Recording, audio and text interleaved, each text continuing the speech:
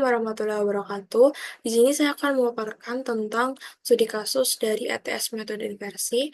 Diketahui model anomali gravitasi residual dengan persamaan GXI sama dengan A dikali dengan H pangkat theta dibagi dengan XI min D kuadrat ditambah kuadrat pangkat Q.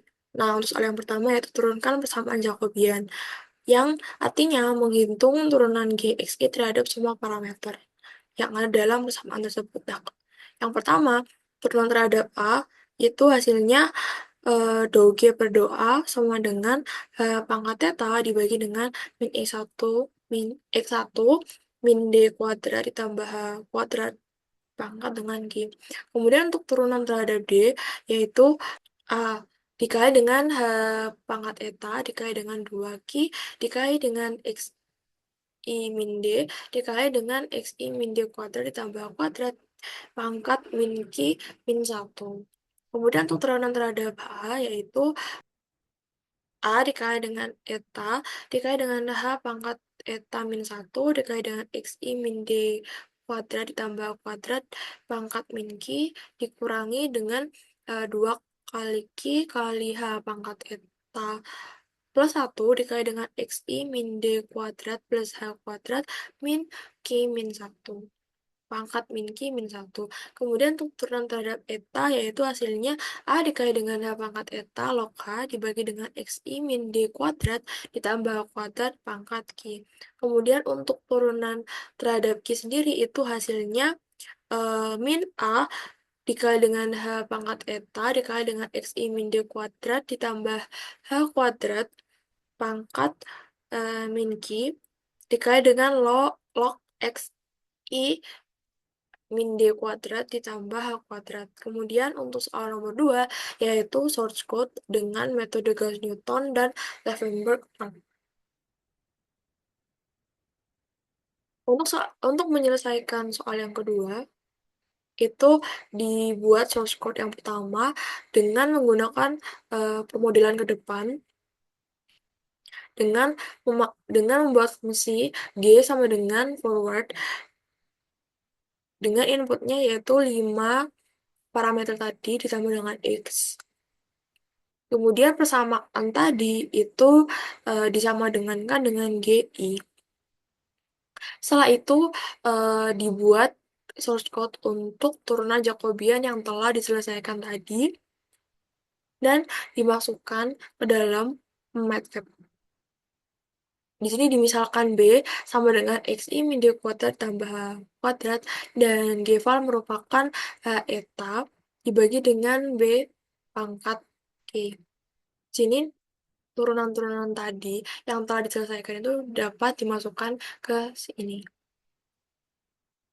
Setelah itu dilakukan pembuatan source code untuk inversi gravitasinya. Nah, untuk inputnya sendiri itu yaitu GOPS atau data observasi, M0 yaitu inisiasi awal, max iter adalah jumlah maksimum iterasi yang digunakan atau yang dipilih. Kemudian ada pilih yaitu untuk memilih metode yang akan digunakan, yaitu metode Gauss-Newton atau metode Leavenworth. Kemudian di sini dihitung gravitasi kalkulasi atau data kalkulasinya dengan memanggil fungsi forward yang telah dibuat sebelumnya.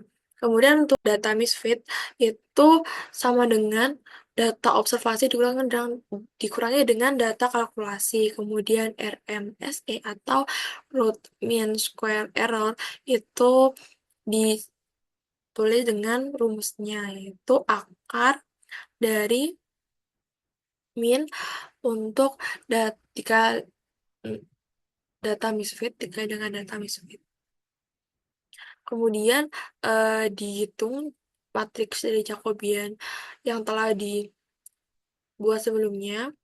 Dan di sini ada permisalan jika memilih tidak sama dengan 1, berarti memilih metode Leavenworth. Kemudian jika memilih 1, maka akan memilih metode Gauss-Newton. Untuk soal terakhir yaitu uji coba source code dengan data sintetik.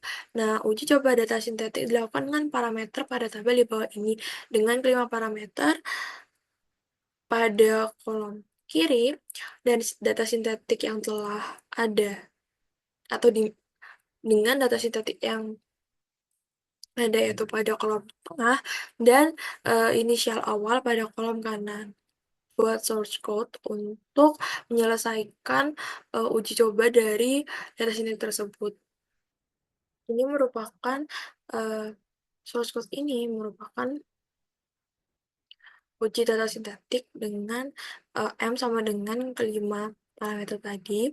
Dan di sini X merupakan uh, mulai dan untuk window mulai di min 20 dan berakhir di 20 dengan interval 0,5. Nah, ini adalah panjang dari X tersebut. Nah, M true ini merupakan data sintetiknya dan kemudian kiops ini sama dengan forward atau fungsi forward yang telah dibuat sebelumnya. Kemudian ini adalah parameter diversi. M0 merupakan M dari inisiasi awal. Kemudian untuk G-call 1 itu adalah kalkulasi pertama dengan memanggil fungsi forward. Nah, untuk iterasi maksimal yang dipilih yaitu 100 dan di sini ada pilih pilih satu terlebih dahulu untuk metode Gauss-Newton. Kemudian di sini adalah proses inversi dan ini adalah kalkulasi untuk pemodelan ke depan inversi dan ini untuk visualisasinya. Dapat dilihat pada grafik ini bahwa nilai iterasi yang pertama itu hasil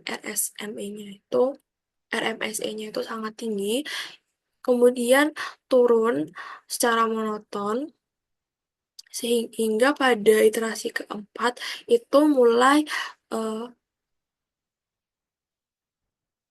nol dan tidak menunjukkan adanya perubahan. Nah, grafik ini tuh menunjukkan konvergensi yang baik dan dapat dilihat juga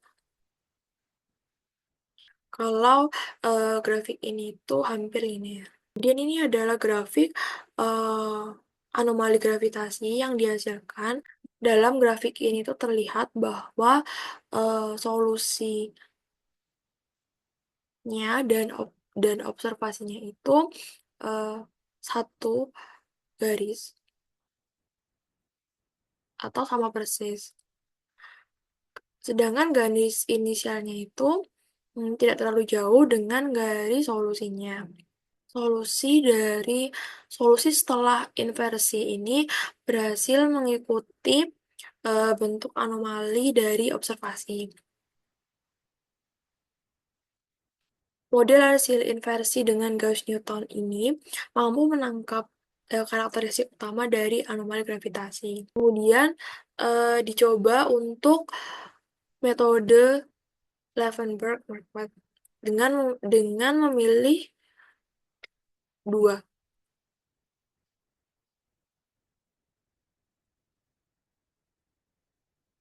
Ini dia hasil grafik antara RMSE dengan iterasi kesekian untuk metode Leavenworth. Nah, dapat dilihat bahwa grafik ini juga memiliki awal yang sangat tinggi, sama seperti metode Gauss sebelumnya. Namun, penurunannya ini tidak semulus dari grafik pada metode Gauss-Newton. Setelah iterasi ketiga, tidak terjadi perubahan apapun. Atau hasil RMSE-nya 0. Kemudian, ini adalah grafik anomali gravitasi yang hampir sama juga dengan metode Gauss-Newton. Secara teori, metode Gauss-Newton itu lebih cocok untuk kasus gravitasi residual daripada metode Leavenworth. Ini dapat terlihat tadi pada grafiknya yang hampir linear dalam grafik RMSE dengan iterasi kesekian. Kenapa lebih cocok? Dikarenakan hubungan antara model dan data dalam gravitasi residual cukup sederhana dan hampir linear, sehingga cukup dengan menggunakan metode Gauss saja. Dan dalam kasus ini, bentuk anomalinya tuh cenderung halus dan reguler dan tidak terlalu sensitif akan adanya noise. Sekian untuk pemaparan hasil metode inversi dari studi kasus yang tadi diberikan. Apabila ada salah, mohon maaf. Wassalamualaikum warahmatullahi wabarakatuh.